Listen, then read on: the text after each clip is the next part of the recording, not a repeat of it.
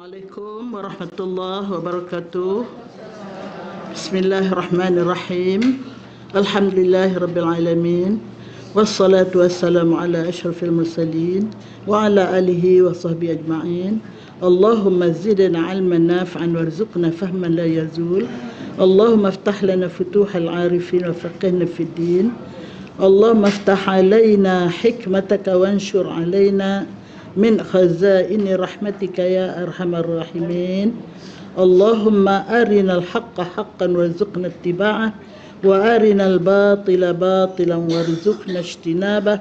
Allahumma inna ala dzikrika wa syukrika wa husna ibadatik wal jihad fi sabilik bi amwalina wa anfusina ya rab. Subhanaka la ilma lana illa ma 'allamtana innaka antal alimul hakim. Subhanaka la ilma lana illa ma 'allamtana innaka antal alimul hakim. Subhanaka la ilma lana illa ma 'allamtana innaka antal alimul hakim.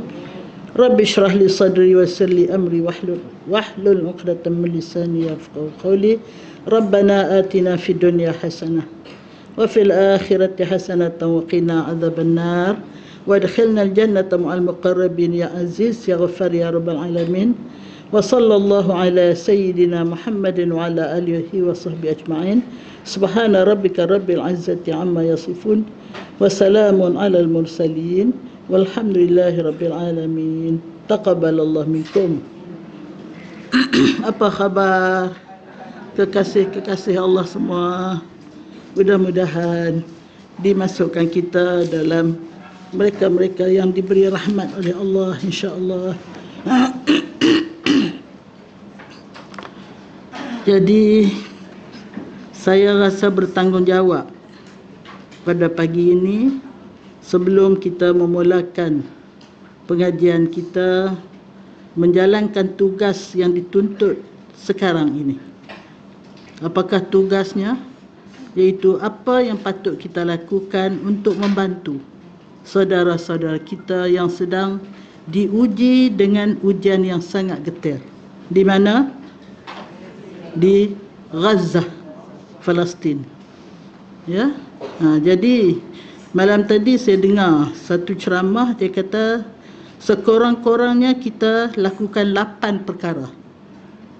Sebagai kita yang berada di luar Gaza, di luar Palestin, andainya kita rasa dicubit paha kanan, terasa paha kiri, di Gaza saudara kita diinayai, kita di USJ merasa bagaimana mereka diinayai, maka seelok-eloknya kita lakukan 8 perkara ini. Yang pertama, doa.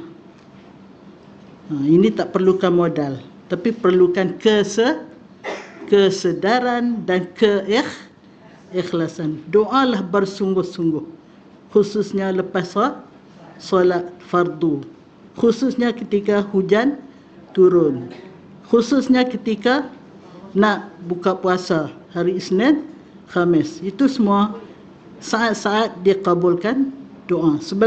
Selepas solat tahajud, doalah dengan sesungguh-sungguh hati, bukan sambil lewat. Semoga saudara-saudara kita di Palestin diberi kekuatan untuk berjuang melawan musuh-musuh yang nak merosakkan kiblat pertama kita. Ya. Al-Aqsa bukan hak orang Palestin, tetapi Al-Aqsa hak seluruh muslimin muslimat di seluruh dunia. Oleh itu rasailah bagaimana mereka bertanggungjawab mempertahankan berhadapan dengan musuh.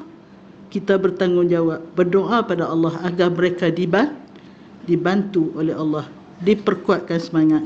Dan sudah banyak dah bukti-bukti, malaikat turun datang, dan berbagai-bagailah yang kita dengar macam-macam dalam TikTok, dalam macam-macam lah. Satu. Yang kedua, dakwah. Kita sampaikan tanggungjawab ini khususnya pada mereka-mereka yang mengajar macam saya ni, supaya umat seluruhnya mempunyai kesedaran betapa mereka itu dituntut supaya bertanggungjawab menyantuni saudara-saudara kita yang sedang berjuang. Sampaikan supaya yang tidak perasan, yang terlupa, yang tidak sedar, carilah, bukalah berbagai-bagai saluran sekarang ni, supaya kita dapat memahami kenapa saudara kita sanggup bergadai nyawa, sanggup bersusah payah, sanggup bertopeng sepanjang hidup. Kita disuruh sekejap pun dah buka dah ni. Tapi mereka sepanjang hidup duduk di dalam bawah tanah. Jadi kenapa mereka sanggup begitu bersusah payah? Kerana mereka tahu mereka sedang berjuang mempertahankan negara, negeri yang baldatun mubarakah, tempat para anbiya, nabi, 139,996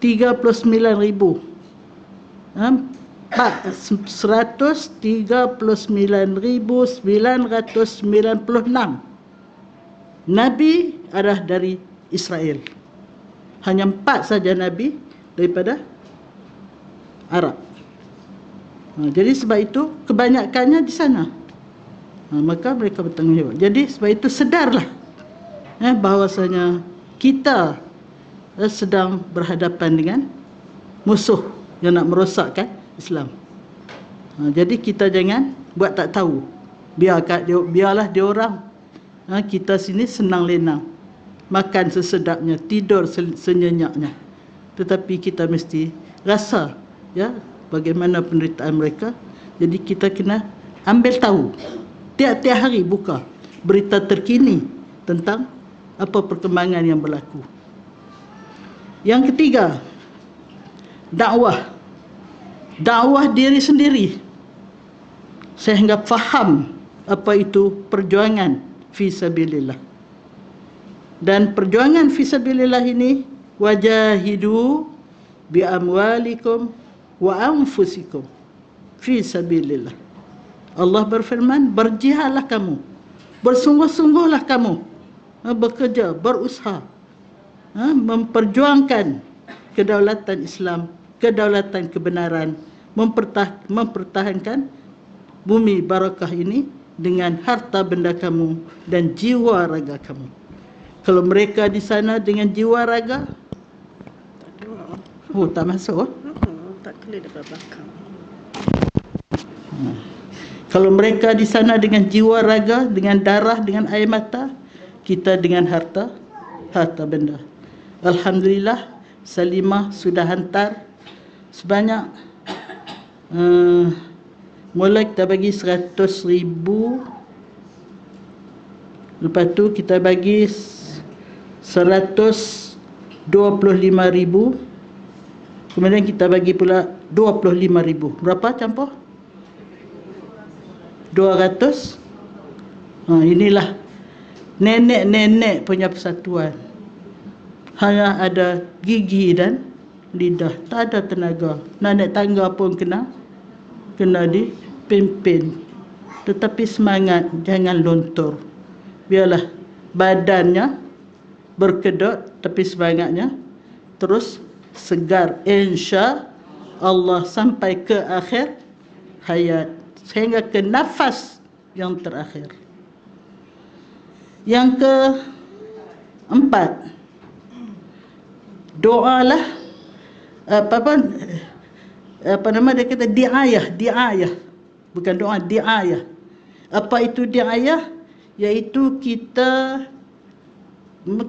diayah, kita seru supaya produk-produk yang datang daripada Israel dan negara-negara yang menyokongnya, kita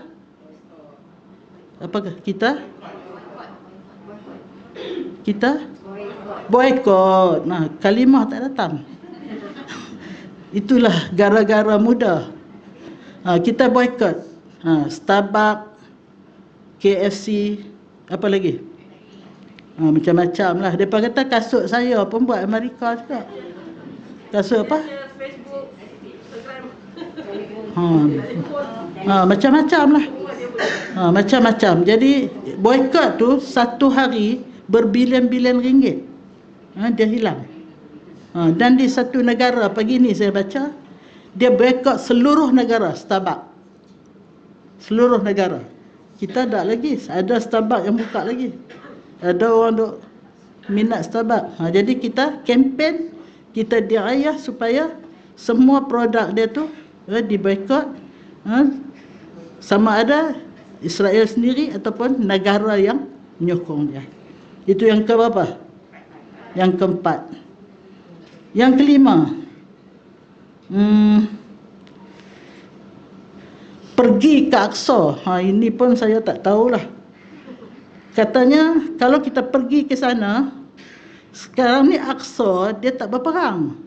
Dia di West Bank. Yang perang ni di selatan ni. Di selatan ni di Gaza. Jadi pergi ke sana, kata dia, kita suntik.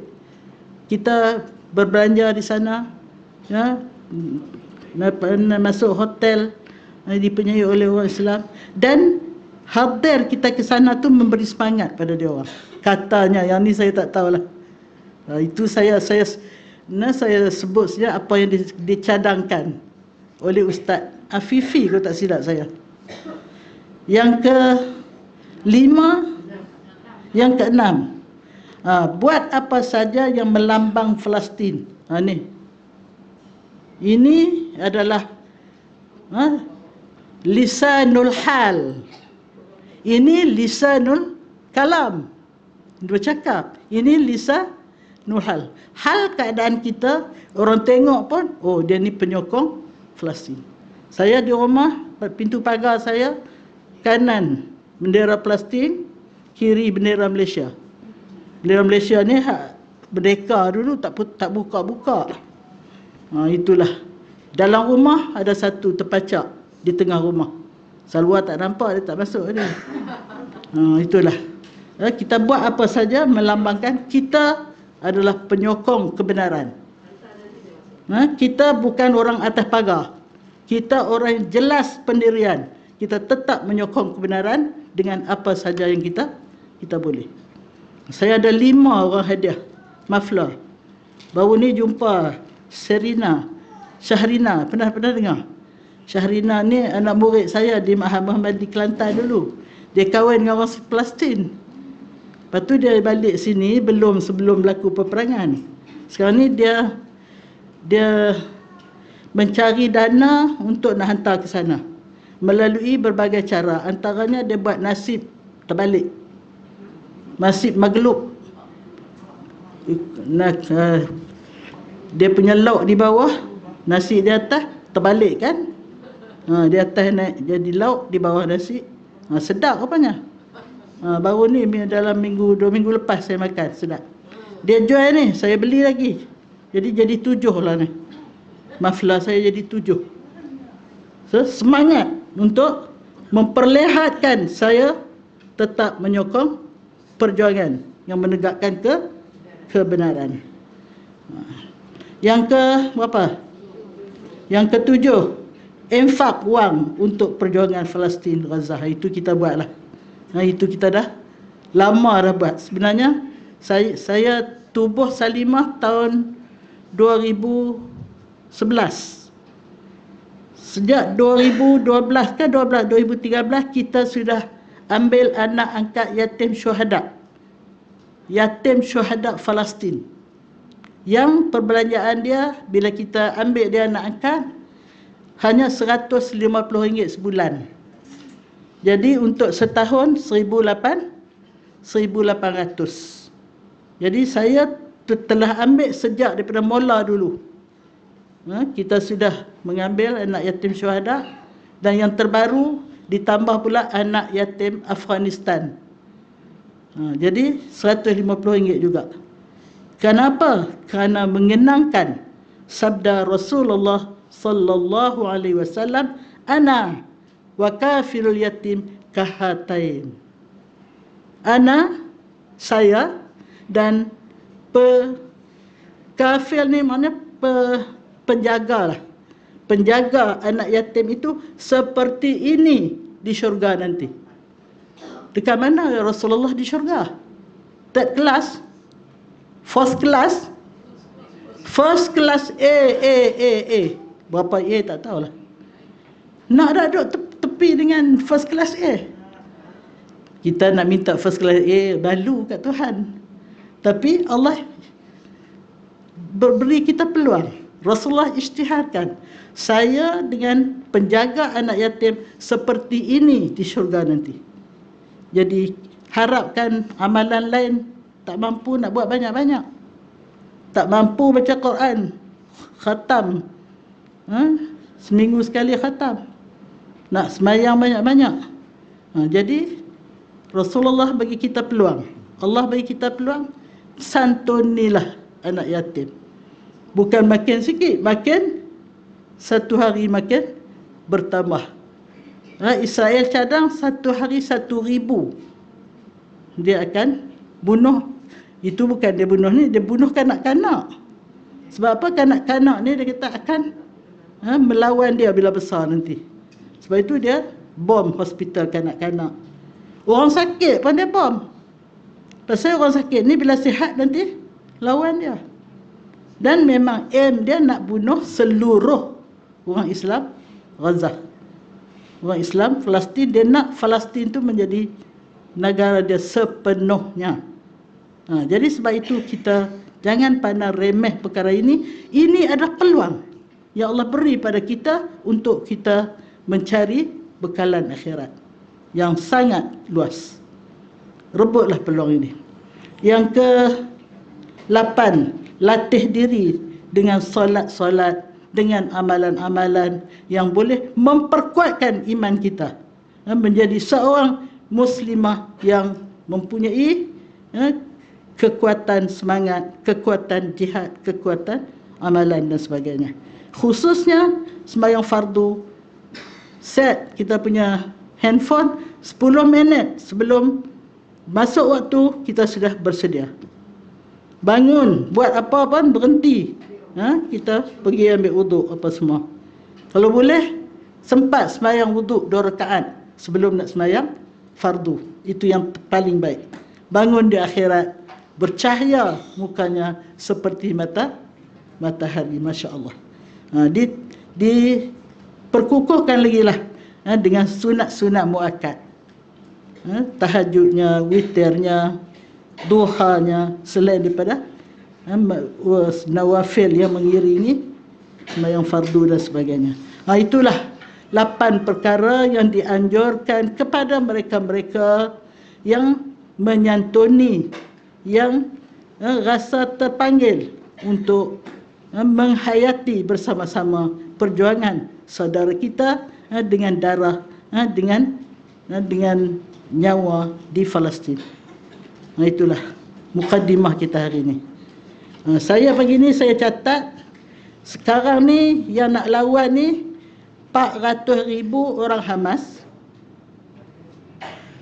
Yahudi ada 5,290,000 Ini orang Yahudi.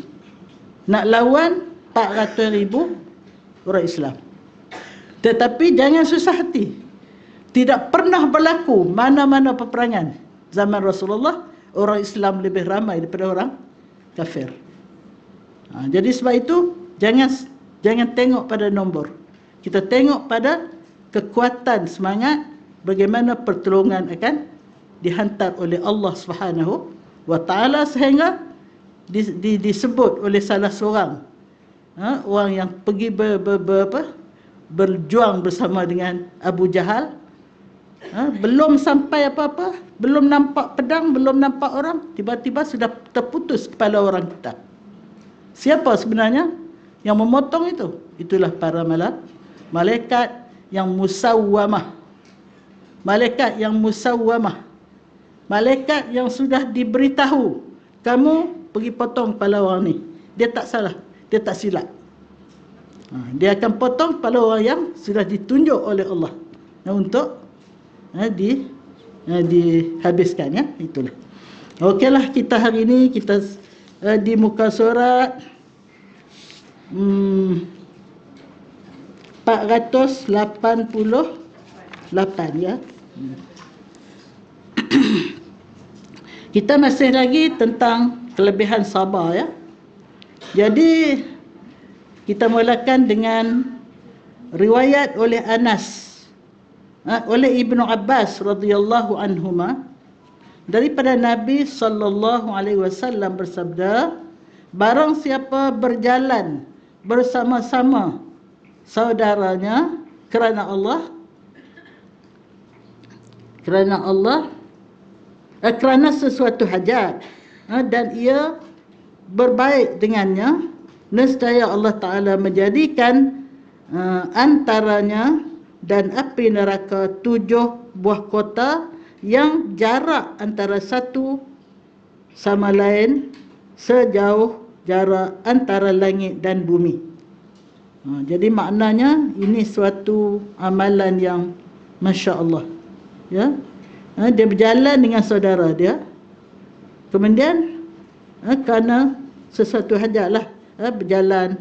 Saya tadi berjalan dengan 3 orang, saya, Salwa dan suami dia, berjalan daripada Shah Alam ke sini.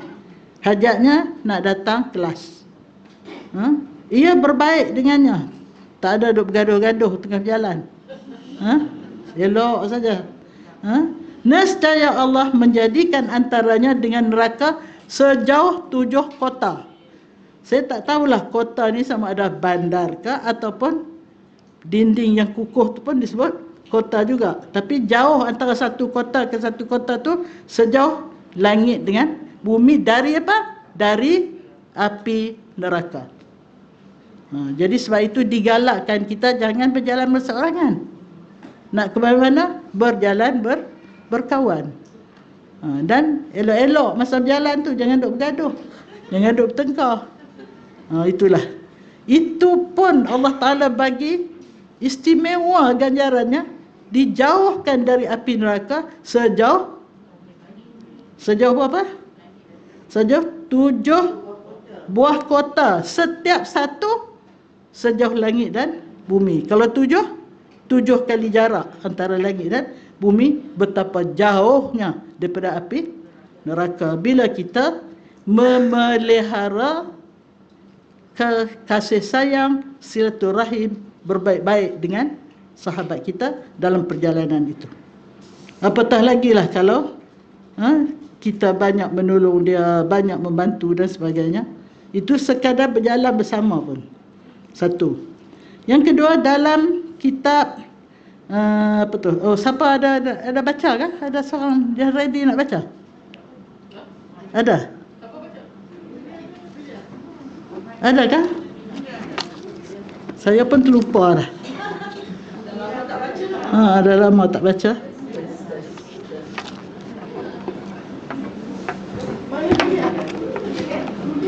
Tapi sebab rekod ni boleh kan?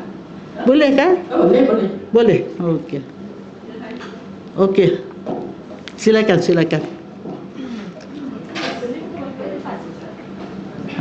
Dalam kitab Tabaqatul Atiyah, Tabaqatul Atqiyah.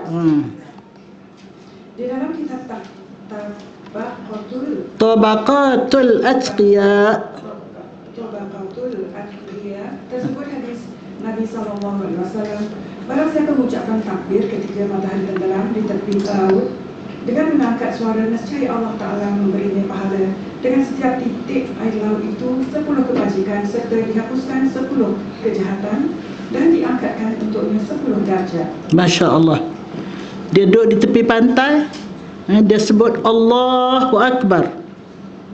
Istimewa rupanya sebutan itu, sebab didengari oleh semua makhluk yang ada di situ, yang sedang bertasbih pada Allah. Segala pasir, segala air, segala tumbuhan, segala apa yang ada di sekitar itu yang sampai kepadanya suara takbir tadi, maka ganjarannya setiap titisan air laut tu, sebab dia highlight tepi pantai, akan menyebabkan diberi pahala dan dihapuskan dosa. Masya Allah. Orang tak mengaji tak tahu ni. Kau tak datang hari ni tak tahu ni. Saya pun kalau tak mengajar tak tahu juga, sebab saya pun kena baca dulu. Masya Allah. Inilah kelebihan orang berilmu. Sebut Allahu Akbar tepi pantai pun memberi pahala. Tak payah ambil wuduk apa pun. Sebut saja Allahu Akbar. Bukan dia azan. Dia sebut Allahu Akbar. Tak kira lelaki ataupun perempuan. Okey, seterusnya. Di dalam kitab Az-Zahid susunan Ibnul Imad dengan tulisan tangan penyusunnya, dan di dalam kitab Al-Afrar tersebut daripada Nabi SAW sabdanya, "Perbanyakkanlah kamu berkawan kerana sesungguhnya Allah Ta'ala Hayyul Karim, malu menyiksa hamba yang di tengah-tengah rakan-rakannya pada hari kiamat." Masya Allah. Jangan kita jadi orang selfish. Dia nak hidup seorang aja. Tak suka bercampur dengan orang, tak suka berkawan. Tak pandai pula tu nak berkawan. Tengok aja orang, tanyalah apa khabar, datang dari mana. Saya selalu tengok kalau duduk tempat ramailah, duduk tunggu nak jumpa doktor, duduk tunggu nak naik kapal terbang. Hang aku duduk tepi sebelah-sebelah. Naik bas daripada Kuala Lumpur nak sampai ke Kedah tu, tak tanya kawan sebelah. Duduk tu, ya Allah, tak pandainya. Bila kita dekat dengan orang, kita cuba tanya dia, bermesra dengan dia. Ini begitu sekali Islam mengajar sampai nak cari kawan pun diajar kita. Sampai apa? Apabila kita beramai kawan, di akhirat besok Allah malu nak menyiksa kita. Kerana kita duduk bersama dengan kawan-kawan tu. Lebih lagi lah kalau kawan tu kawan yang sama dalam majlis ilmu. Insya-Allah yang hadir majlis ilmu ni ialah kawan-kawan yang insya-Allah bersama di syurga esok. Jadi bila kita bersama di syurga esok, Allah kata, aku sangat malulah. Hayyun karimun. Aku sangat pemalu dan aku sangat mulia. Aku malu nak menyiksa orang yang duduk di tengah kawan-kawannya kalau dia disiksa. Masya Allah. Carilah seramai mungkin kawan, tapi cari kawan yang ada mata, ada lidah. Saya bagi lagi cerita tu. Kita ada 4 jenis kawan. Ada kawan ada mata tak ada lidah. Ada kawan ada lidah tak ada mata. Ada kawan ada mata tak ada lidah. Ada kawan ada mata ada lidah. Sekali lagi saya akan cerita tentang panduan yang diberi oleh Syekh Abdul Qadir Al-Jailani bagaimana memilih kawan. Dah bagi rekod? Belum? Belum. Okey. Akan datang insya-Allah. Okey, seterusnya. Di dalam kitab Al-Qur'an daripada Ja'far As-Shadiq radhiyallahu anhu berkata, Atilul julusa 'alal ma'idah ma'al ikhwan fa innaha sa'atun la tuhsabu min a'marikum. Artinya, berlama-lamalah duduk di depan hidangan bersama-sama dengan kawan-kawan, kerana sesungguhnya duduk itu tidak dikira sebahagian daripada umur kamu. Masya Allah. Bila kita berkawan, kita pergi makan bersama, kata Rasulullah, berbuatlah lama-lama sikit, bermesralah dengan kawan tu. Umur kamu yang kamu habiskan semasa di hidangan itu tak masuk kira. Kalau kita off record lah, off record, tak masuk kira, tak dikira baik ke jahat, tak ada. Dimaafkan oleh Allah kalau apa-apa berlaku masa tu. Masya Allah. Itulah hebatnya kita menyantuni kawan. Lebih lagi kalau kita membelanja kawan. Sebab itu berebut-rebutlah Kalau rezeki lebih, jangan buat pergi bilik air. Masa nak apa? Masa nak bayar, buat pergi bilik air lah, buat keluar, cakap telefon lah. Allah tahu. Allah Maha mengetahui, Allah tahu rahsia hati kita. Jadi janganlah kita membohongi hati kita. Perbuatan membohongi apa yang berada dalam hati. Wal-iyazubillah. Seterusnya, Sebetul hadis menyebut makan bersama-sama dengan kawan-kawan itu menyembuhkan penyakit. itu pendek saja. Masya Allah. Makan bersama tu satu hal, belanja kawan tu pun hal yang kedua. Jadi sebab itu kalau kita niat nak belanja kawan, 40 hari sebelum kita belanja, malaikat dah turun dah mendoakan. 40 hari selepas kita belanja, malaikat tunggu lagi mendoakan.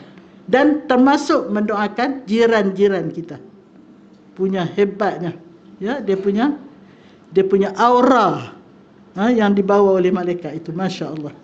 Seterusnya, Suatu riwayat daripada Nabi SAW berkata, barang siapa yang menolakkan keaiban saudaranya dengan hati yang jujur, nescaya Allah Ta'ala akan membebaskan dirinya daripada api neraka. ini berhubung dengan kita tahu keaiban seseorang tu, tetapi kita tidak heboh-hebohkan. Kalau kita nak tegur, kita tegur dengan cara yang paling bijaksana, paling hikmah. Itu yang sepatutnya kita tegur lah. Kalau benda yang kita nak memperbaiki dia. Ini yang dikatakan kawan yang ada lidah ni. Dia guna lidah dia untuk menegur benda yang tak elok dan sebagainya. Jadi kalau dia lakukan itu, dia tolak keaiban orang, dia tidak mengheboh-hebohkan semua, maka Allah memberi kepada dia bebas dari api neraka, insya-Allah. Masya-Allah. Okey, seterusnya. Daripada sallallahu alaihi wasallam sabdanya, barang siapa yang mengucapkan doa ini, la ilaha illallahul halimul karim, subhanallahi rabbil arsyil azim, alhamdulillahi rabbil alamin. Yang berarti tiada Tuhan melainkan Allah yang Maha Penyantun, lagi pemurah. Maha suci Tuhan yang mempunyai arasy yang besar. Segala puji bagi Allah Tuhan semesta alam. Nescaya akan diharamkan Allah jasadnya daripada api neraka. Ini pun amalan yang diharamkan daripada api neraka. Tiga dia punya ayat. Yang pertama, la ilaha illallahul halimul karim. Tiada Tuhan yang disembah kecuali Allah yang halim, ni maknanya lemah lembut. Karim ni maknanya pemurah ataupun mulia, yang maha lemah lembut dan yang pemurah. Subhanallah rabbil arsyil azim, maha suci Allah yang mempunyai arasy yang sangat agung. Alhamdulillah rabbil alamin, segala puji bagi Allah yang mentarbiahkan seluruh alam. Mentarbiah ni termasuklah menghendaki menjadikan alam, mencipta alam, mengurus alam, dan segala-galanya datang daripada Allah, dan alam ini akan kembali pada Allah. Dan dua di antara penghuni alam ini yang akan kekal, iaitu manusia dan jin, yang akan diserang. Alam yang lain bila berlaku kiamat habis cerita, kecuali mereka yang ada berlaku hutang antara satu dengan lain. Contohnya alam hayawan, kambing yang bertanduk menginayai kambing yang tak bertanduk. Ditanduk hamba Allah tu sampai tak boleh nak balas.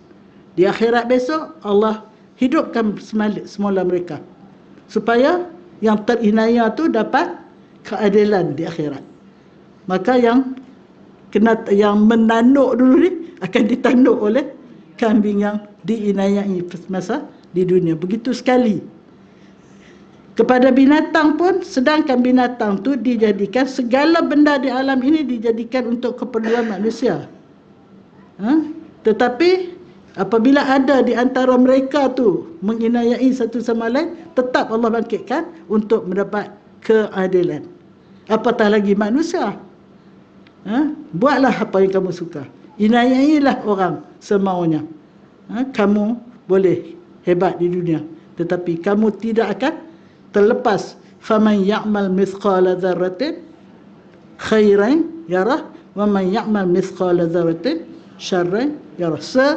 Sebesar zarah pun kita buat inayah, kalau kita tak bertobat betul-betul, kita akan dibalas dengan balasan yang sewajar. Buat kebaikan walaupun sebesar zarah, kalau kita ikhlas akan diberi ganjaran sewajarnya. Itulah duduk berjalan dengan kawan elok-elok pun dijauhkan daripada api neraka. Duduk dalam hidangan pun dapat ganjaran yang gitu istimewa. Betul tak jadi orang Islam? Betul jadi orang Islam.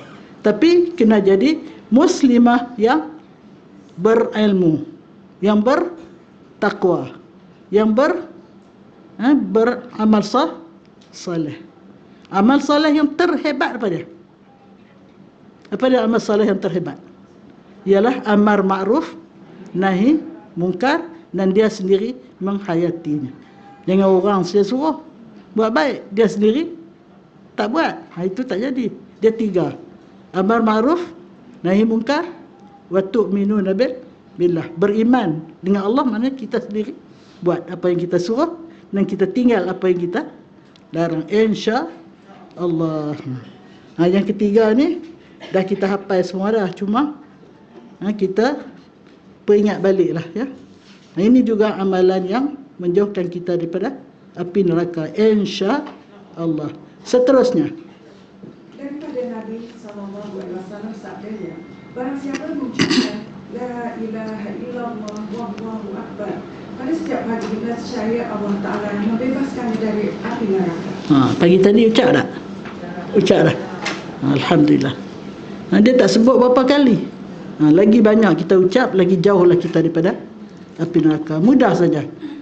La ilaha illallah wallahu akbar. InsyaAllah. Balik, kalau terlupa balik tulis dekat cermin muka. Oh, hari ni tak hauqalah lagi ya. La ilaha illallah dia panggil tahlil. Hauqalah, apa dia hauqalah? La haula wa tu hauqalah. Kalau la ilaha illallah tahlil. Masya-Allah. Seterusnya. Daripada Nabi SAW sabdanya, apabila seorang hamba itu berkata, ya mu'tiqarriqam, Ya. yakni wahai yang membebaskan segala tengkuk, Allah Ta'ala berfirman, wahai malaikatku, sesungguhnya hamba-Ku telah mengetahui bahawa tiada yang membebaskannya segala tengkuk selain daripadaku. Jadilah saksi wahai malaikatku bahawa aku bebaskannya dari api neraka. Masya Allah. Mudah saja. Ya mu'tiqar riqab. Ini kena betul tajwid ni. Ya mu'tiqar riqab, wahai Tuhan yang membebaskan tengkuk-tengkuk. Maksudnya bebas daripada api neraka. Ya, kita baca banyak-banyak insya-Allah Allah bebaskan, disaksikan oleh malaikat. Ya Allah, dia sudah banyak melafazkan lafaz ini, maka saya menjadi saksi, malaikat kata, untuk dia layak bebas daripada api neraka, insya-Allah. Ada jenis-jenis amalan yang Allah persaksikan dengan malaikat.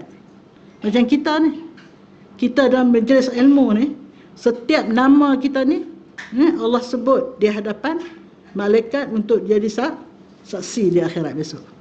Oh, ini Salwa ni, dia dah hadir majlis ilmu tiap-tiap hari, bukan sekali seminggu, tiap-tiap hari.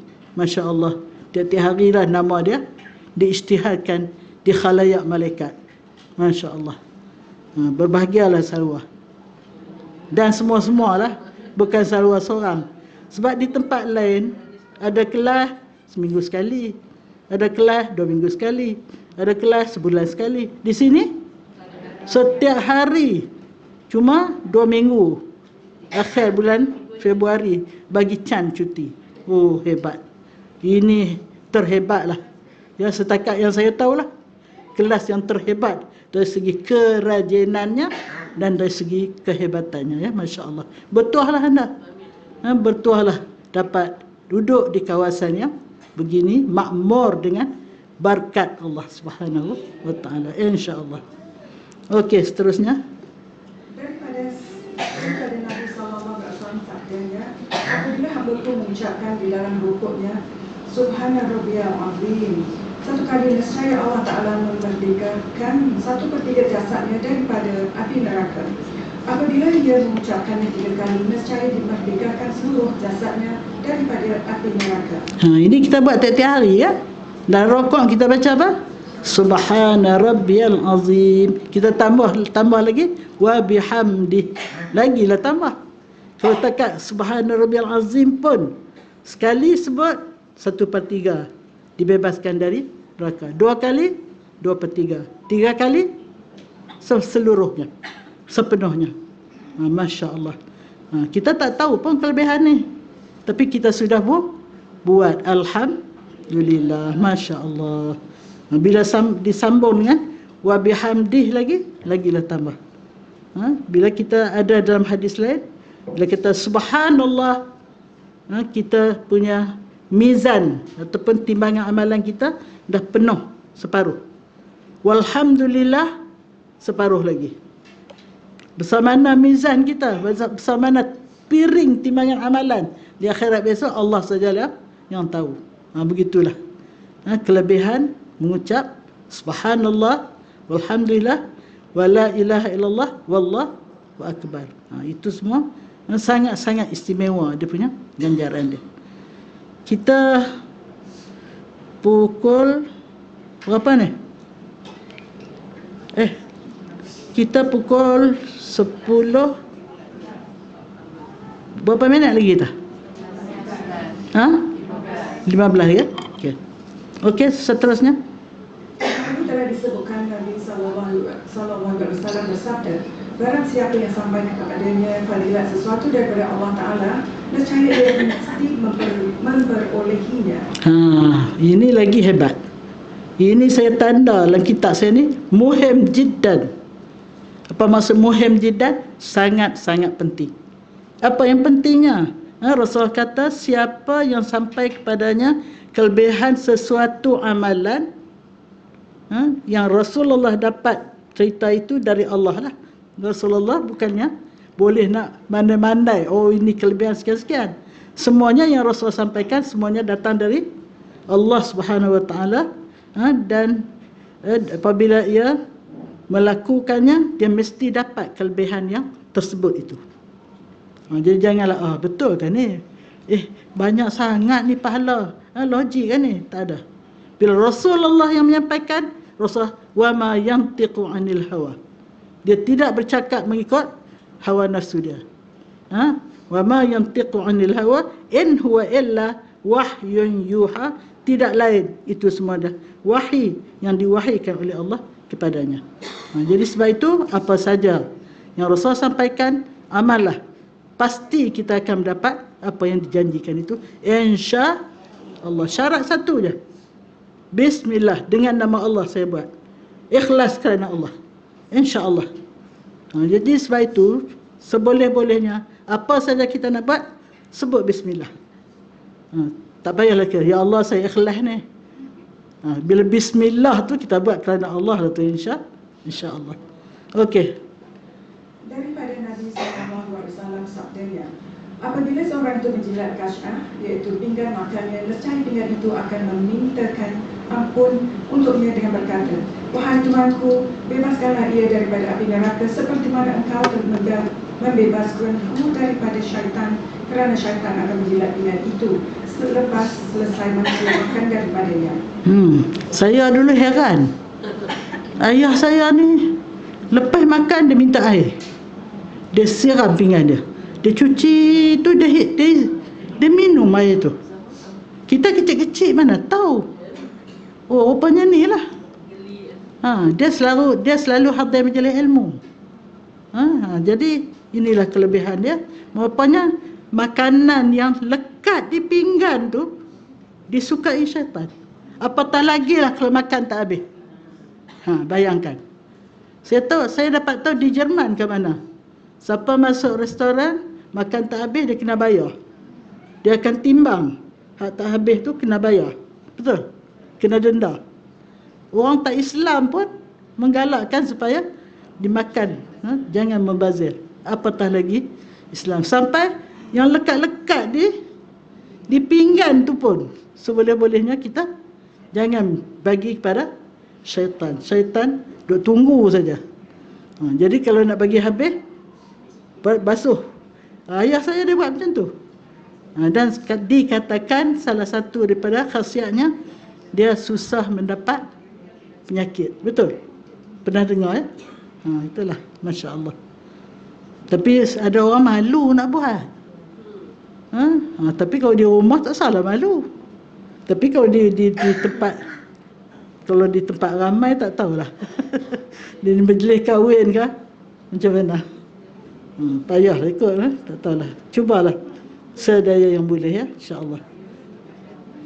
Daripada Nabi SAW sabdanya, barang siapa menjilat pinggan dan menjilat jari-jarinya, nescaya Allah Ta'ala mengenyangkannya di dunia dan di akhirat. Berarti tidak dimiskinkan. Itu. Ini biasanya makanan yang simple lah kot. Makan roti, makan apa. Ya, tak tahulah. Kalau makan nasi pun apa salahnya? Kalau jari-jari kita kan. Sebab itu Hamka ketika dia pergi melawat di Mesir, saya masa tu ada di sana. Bila dia nak makan, dia tak mau guna sudu. Dia guna yang saya jaga sendiri, dia kata. Ini bersih. Yang sudu tu belum tentu orang cuci dengan bersih ke tidak. Jadi dia guna ni. Lepas tu saya tak pasal lah dia jilat ke tak jari dia. Tapi dia suka guna tangan dia sendiri. Itulah. Okey, seterusnya. Nabi SAW bersabda, basuhlah pinggan makan kamu dan minumlah airnya. Barang siapa yang melakukan demikian, pahalanya seperti memerdekakan seramai 40 orang hamba sahaya dari kalangan anak cucu Nabi Ismail. Ini yang kalaulah kita tidak dinyatakan bahawasanya ini datangnya dari Allah melalui Rasulullah, munasabah tak? Kita basuh pinggan, minum air pinggan tu, dimerdekakan daripada, bukan daripada orang biasa, daripada anak cucu Nabi Ismail. Siapa anak cucu Nabi Ismail? Nabi Muhammad. Nabi Muhammad dan keturunan ke bawah lah, orang Quraisy. Masya Allah. Jadi dimerdekakan 40 orang hamba sahaya dari kalangan anak cucu Nabi Ismail. Bagi siapa? Yang basuh pinggan, makan dan minum airnya. Gamaknya ayah saya dia dengar hadis-hadis ni lah. Ini kitab bukan sebarang kitab tau. Ini kitab dikarang oleh Imam As-Suyuti, salah satu daripada imam-imam yang masyhur. Imam Suyuti, imam apa lagi? Imam imam segala imam yang 4 tu, Hanafi, Syafi'i apa semua, Imam Suyuti. Satu lagi yang kita selalu baca, Imam Qurtubi. Itu saya baca kitab dia. Kitab dia tentang kematian, kiamat dan alam akhirat. Dan saya teringat salah satu cerita yang saya baca, Allah malu untuk menyiksa orang yang beruban. Makcik ada uban lagi tak? Tak ada pun, nampak elok je. Jadi ini suatu sindiran tau. Maka orang beruban itu malulah nak buat benda-benda yang Allah tak suka. Kalau Allah malu nak menyiksa orang beruban, orang yang beruban tu tak malu kah nak buat benda-benda yang Allah tak suka? Begitulah sindiran cara bagaimana Rasulullah mendidik kita, bagaimana Allah mendidik menyantuni kita. Masya Allah. Okey, seterusnya. Anas radhiyallahu anhu berkata, yang lebih disukai oleh Allah Ta'ala ialah melihat hamba-Nya yang mukmin beserta dengan isteri dan anaknya menghadapi hidangan makanan dan makan bersama-sama. Apabila mereka berhimpun menghadapi hidangan, Allah Ta'ala memandang mereka dengan pandang rahmat serta diampunkan mereka sebelum bersurai. Masya Allah. Kita jangan style setengah orang, Seorang makan oni, lepas tu tak bersama. Jadi tak timbul di situ kemesraan tu. Orang ni dulu, orang ni kemudian, orang ni makan bawa pergi sana, yang ni makan dalam bilik. Macam-macam cerita. Sedangkan Islam tu nak kita bersama. Saya kata balik kampung pandai pula bersama. Misal nak berjamaah sembahyang, mu dalam bilik, ni dalam sana sini. Jadi kita dianjurkan berjamaah. Sembahyang berjamaah, berkelah berjamaah, balik kampung berjamaah, makan pun berjamaah. Punya hebatnya Islam ni menganjur amalan-amalan yang boleh mengiratkan kasih sayang, khususnya antara ahli keluarga. Anak saya baru balik Mekah, dia pergi baru ni. Ada satu orang di antara jamaah dia lah, dia heran kat anak saya. Anak you ni satu hari 2-3 kali telefon you. Anak I seminggu sekali pun tak telefon I. Dia kata. Lepas tu dia duk cerita, I ni gaji tak banyak pun, tak sampai 20,000 pun. Rupanya orang dia gaji banyak, duit banyak ni, dia tak ada kemesraan dalam keluarga. Dia heran, anak saya ni duk kukik dengan anak dia dalam telefon. Kan telefon lah ni boleh nampak muka. Pagi telefon, petang telefon. Anak I seminggu sekali pun payah nak telefon. Lepas tu dia nak cerita lah, dia ni gaji dia sekian-sekian. Taklah banyak, dia kata kurang lah sikit daripada 20,000. Anak saya kata, sabit tu lah, dia tidak ada kemesraan. Mu, aku. Tu ada satu couple tu. Dia kata, boleh I nak pinjam beg you? Isteri kata kat suami dia, you nak pergi mana? I nak terbang ke Russia petang ni. Tu dia nak pergi Russia, suami tak tahu. Pegawai tinggi lah ni. Dia nak pinjam beg tu baru tahu. Itulah. Itu semua tu keadaan-keadaan yang berlaku menggambarkan bagaimana keluarga tidak ada kemesraan. Kita nak keluar, nak pergi pasar pun tahu, keluarga tahu. Ni mama ni nak pergi mesyuarat ni, bagi tahu. Sekejap lagi dia ada orang nak datang ni. Jadi keluarga kita tahu apa yang berlaku. Jangan tahu, siapa dia tak tahu pun. Jadi biarlah kita hidup jadi ringan mulut. Jangan jadi berat mulut nak berinteraksi dengan keluarga. Setiap kalimah kita keluarkan untuk melahirkan kasih sayang kemesraan itu adalah menjadi sedekah. Jadikanlah diam kamu dan berfikir, bercakap kamu berzikir. Setiap kalimah menjadi zikir apabila kita menggunakan kalimah-kalimah itu untuk melahirkan kasih sayang dalam keluarga, untuk mengiratkan silaturahim dalam masyarakat dan sebagainya. Sebenarnya segala-gala yang apa yang kita lakukan ini, kalau kena caranya, semua jadi ibadat. Senyum pun jadi ibadat. Tengok muka kawan pun jadi ibadat. Tengok muka mak jadi ibadat. Masya Allah. Jadi kita kena berhenti sini dulu, kerana ada hal mustahak yang saya terpaksa cepat. Jadi insya-Allah terima kasih kepada mana yang baca tadi ni? Mana? Julia ni. Dia duduk belakang ini. Terima kasih pada Julia. Semoga tiap-tiap kalimah, tiap-tiap huruf yang Julia baca menjadi sedekah juga, insya-Allah. Jadi kita akhiri dengan tasbih kafarah dan surah Al-Asri serta doa pendek. Subhanakallahumma bihamdika asyhadu an la ilaha illa anta astaghfiruka wa atubu ilaik. Bismillahirrahmanirrahim. Wal 'asr innal insana lafi khusr illa alladhina amanu wa 'amilus solihat wa tawasaw bil haqq wa tawasaw bis sabr. Bismillah walhamdulillah wassalatu wassalamu ala Rasulillah. Ya Allah, ya Tuhan kami, pada hari ini Engkau takdirkan kami membaca amalan-amalan yang simple tetapi kelebihannya sangat istimewa, menjauhkan kami daripada sesuatu yang sangat-sangat kami takuti, iaitu neraka Engkau. Dan sudah tentulah akan mendekatkan kami kepada syurga Engkau. Bantulah kami untuk kami mengamalkan segala apa yang kami dapat pada hari ini khasnya, dan segala amalannya, segala ilmu-ilmu yang telah kami dapat sebelumnya. Hasbunallah wa ni'mal wakil, wa la hawla wa la quwata illa billahil azim. Rabbana atina fid dunya hasanah wa fil akhirati hasanah wa qina adzabannar. Wa sallallahu ala sayyidina Muhammad wa ala alihi washabbihi ajma'in. Subhana rabbika rabbil izzati amma yasifun wa salamun alal mursalin walhamdulillahi rabbil alamin. Taqabbalallahu minkum.